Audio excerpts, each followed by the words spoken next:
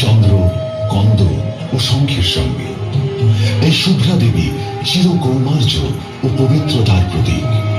নবরাত্রির অষ্টম দিনে ইনি পূজিত হন। ভক্তি ভরে এর পূজা করলে সকল মানবের চিত্ত বাসনা অবিলম্বে পূরণ হয়। ইনি রাহুর নিয়ন্তা এবং সৌভাগ্যদায়িনী।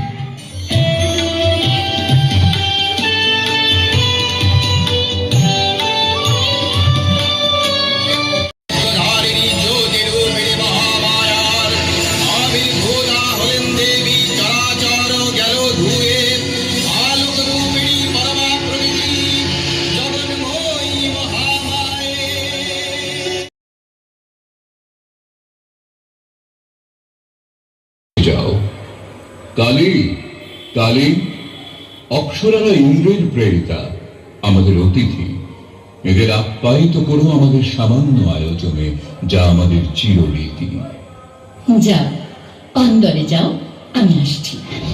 তুমি আমাকে কালো বলে অপমান করলে? বেশ, আমি তবে উপাসনায় বসবো।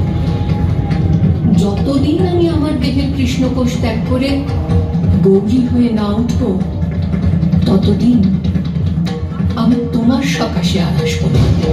পার্বতী, পার্বতী ফিরে এসো।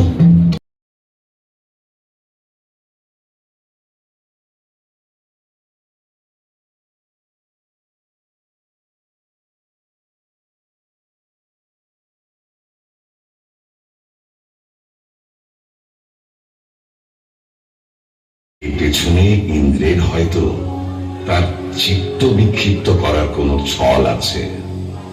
তিনি তাই সেই অপ্সরাদের পাঠান মহামায়ার কাছে। যাও।